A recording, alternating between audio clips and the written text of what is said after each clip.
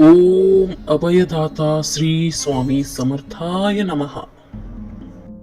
श्री स्वामी समर्थ महाराज की जय। आज आपण ऐकूया श्री स्वामी समर्थांनी गर्विष्ठ ब्राह्मणाची गोष्ट। ही एक प्रसिद्ध कथा आहे जी श्री स्वामी समर्थांच्या भक्ती आणि त्यांच्या अद्वितीय सामर्थ्याचे दर्शन घडवते। ही गोष्ट लोककथांच्या स्वरूपात सांगितली जाते आणि अनेक भक्त यामधून आध्यात्मिक शिकवण घेतात। एकदा श्री स्वामी समर्थ अक्कलकोट इथे मुक्काम होते। त्यांच्या दरबारात सर्व जाती धर्माचे लोक येत असत। एक ब्राह्मण जो खूप पंडित होता आणि स्वतःच्या विद्वत्तेचा खूप गर्व बाळगत होता, स्वामी समर्थांची परीक्षा घ्यायच्या उद्देशाने अक्कलकोटाला आला।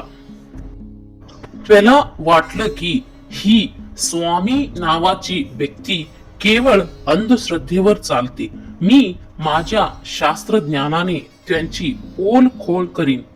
तो स्वामींना नमस्कार न करता थेट म्हणाला, तुम्ही जर खरे ज्ञानी असाल तर माझ्या प्रश्नांची उत्तरे द्या। स्वामी समर्थ फक्त हसले आणि काहीच बोलले नाहीत, पण ब्राह्मणाने एका मागोमाग एक कठीण वेद पुराणावर आधारित प्रश्न विचारायला सुरुवात केली। स्वामी समर्थ त्या सर्व प्रश्नांची उत्तरे अगदी साध्या भाषेत काही वेळा प्रश्न विचारायच्या आधीच देत होते।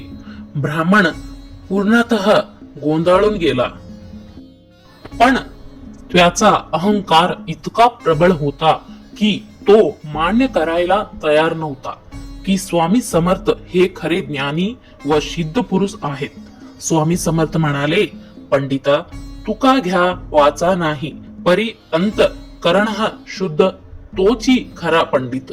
म्हणजे ज्याचे अंतकरण शुद्ध आहे तोच खरा पंडित आहे। त्यानंतर स्वामी समर्थांनी त्या ब्राह्मणाकडे पाहून फूक मारली आणि लगेचच ब्राह्मणाच्या डोळ्यासमोर त्याचे पूर्वजन्म उभे राहिले।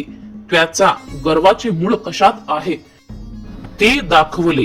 तो थक्क झाला, डोळ्यातून अश्रू आले आणि तो स्वामी समर्थांच्या पायावर कोसळला। त्याने मनापासून क्षमा मागितली आणि नम्रतेने त्यांच्या चरणी शरण आला। ही कथा आपल्याला शिकवते की अहंकाराचा अंत नेहमी नम्रतेतच होतो। खरे ज्ञान हे विद्वत्ता नसून आत्मिक अनुभूती व नम्रतेत असते। संत व सिद्ध पुरुष हे आपल्याला फक्त शाब्दिक ज्ञानाने नाही तर त्यांच्या कृपा दृष्टीने खरे आत्मज्ञान देतात। तुम्ही माझा व्हिडिओ पाहताय आणि तुम्हाला तो आवडला असेल तर माझ्या चॅनलला सबस्क्राईब करून मला सपोर्ट करा। तुम्ही अजून सबस्क्राईब केला नसेल तर खाली लाल रंगाचा सबस्क्राईब बटन दाबा आणि बाजूला असलेलं नोटिफिकेशन बेल आयकॉन दाबायला विसरू नका।